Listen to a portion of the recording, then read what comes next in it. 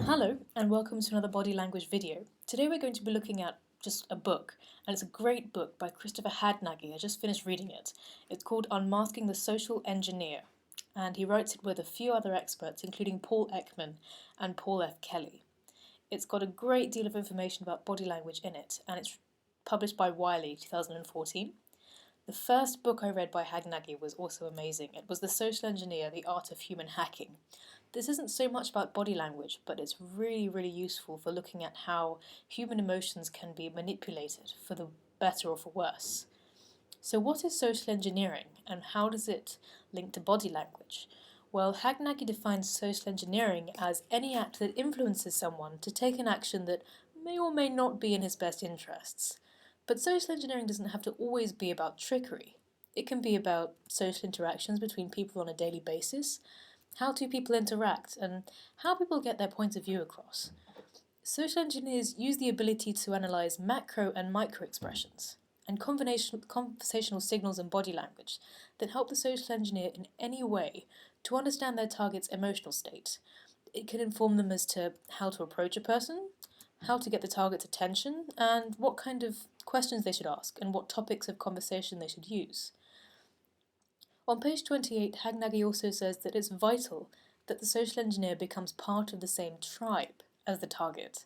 A tribe can involve a workplace or beliefs, clothing or music, or anything that causes people to join a group.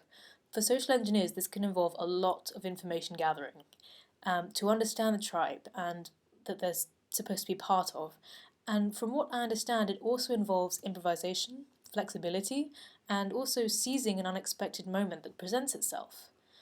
Interestingly, Neil Strauss, who is a New York Times journalist and writer, and also was a pickup artist for some time, wrote a really good book called The Game, and it's about his experience of becoming a pickup artist and picking up women.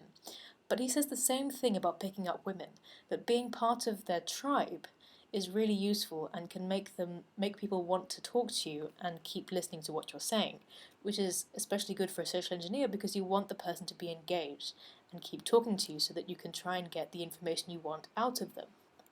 Let's have a look at a clip from a workshop he did.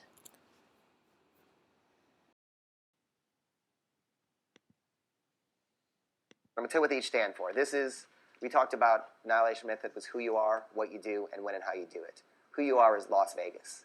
This is 8 traits that you want to have that are attractive to women. And this is who you want to make yourself. You guys all talked about becoming better people. These are where you want to be firing. L is for looks. Fortunately, genetic looks aren't that important. As important as we think they help, but they're not that important. All you have to do is be well-groomed.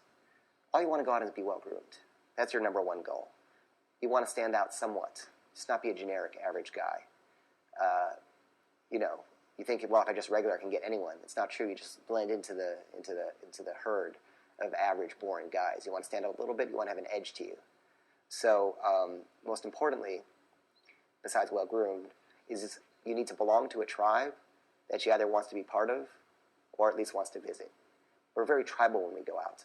There could be the best-looking guy in the world, but if he's wearing like a big, white, greasy undershirt that's like stretched out and 4 sizes too big and some stained pants, no one wants to be with that best-looking guy in the world. But, you see a guy who's medium attractive, but he's just like really cool. Maybe you're a rocker and he's just like a rocker. Maybe you're into hip-hop and he's just like a rapper. Maybe you're into fashion and he's wearing a Vivienne Westwood suit. He belongs to that tribe.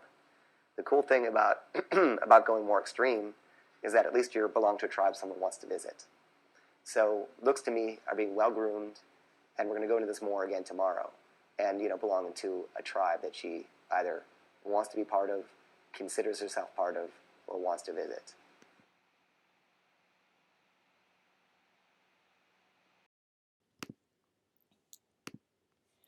So when Neil Strauss talks about the word tribe, he means the sense of clothing or musical taste, but the word tribe can be also applied to body language and facial expressions.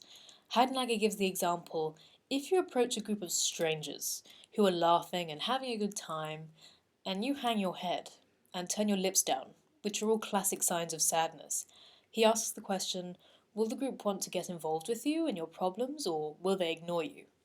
In reverse, he also points out that suppose your target is displaying signs of sadness.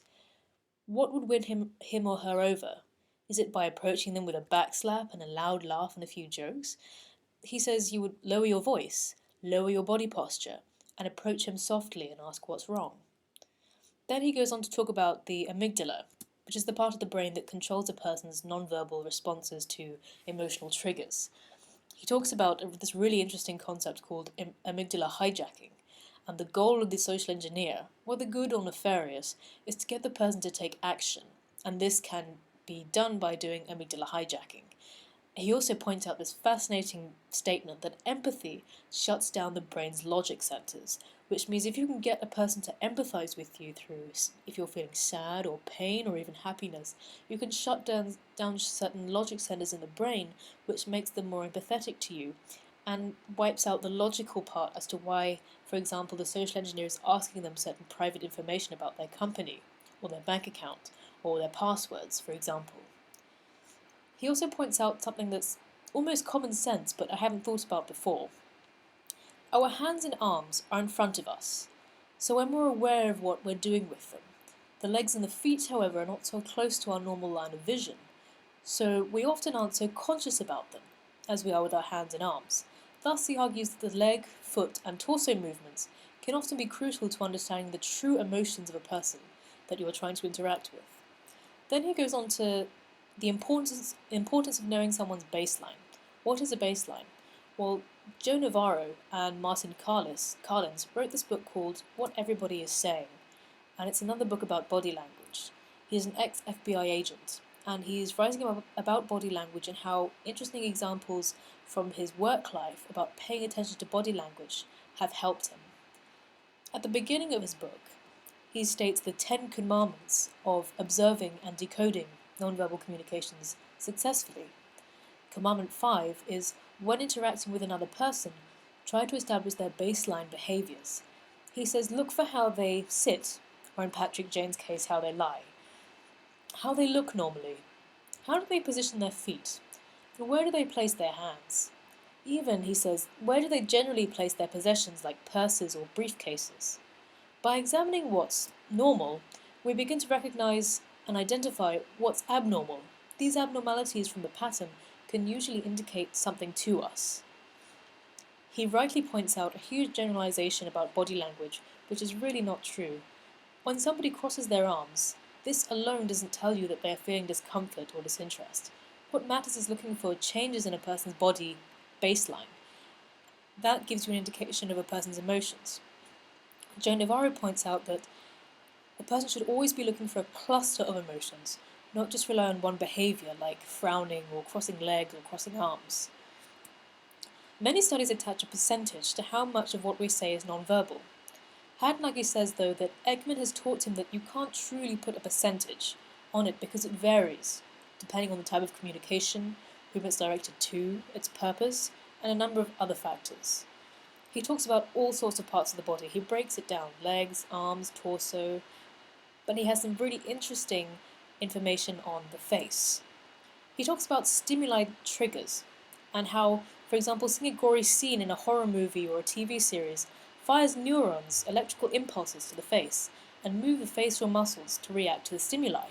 Thus we get the equation stimuli plus emotion equals muscular triggers. But just because you see somebody's emotion doesn't mean you understand why that person is feeling that emotion. Be sure not to reflect your own emotions onto what you're seeing and make assumptions about what someone is feeling. He states truly that emotional triggers wise, we are all unique. Imagine you're in a grocery store and you see a mother shouting at her child. She could be doing it in a way that batters the child's confidence, even saying the child is stupid or useless. What happens to you? Hadnagy says that your brain automatically runs your code to determine how you feel. If your parents treated you that way, maybe you feel empathy or sadness for that child. You might feel anger boiling up inside because you recognize how vulnerable the child is and how such degradation can affect them later on. But the first few seconds after your brain starts to react, he argues that you probably can't stop the program that runs. The code is running in your brain and it now affects your muscular system and your physical responses. So emotional triggers are what brings up feelings, joy, happiness or resentment. These feelings are an after effect of the emotion and the emotional trigger. It's like preloaded emotional content.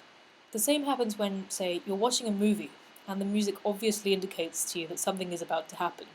This is preloaded emotional content that the composers of the movie score are manipulating. So if you see a deviation from a person's baseline, ask why. Don't just focus on one possibility. Force yourself to develop alternative hypotheses to try to as to why the deviation occurred. This will help you to keep your objectivity.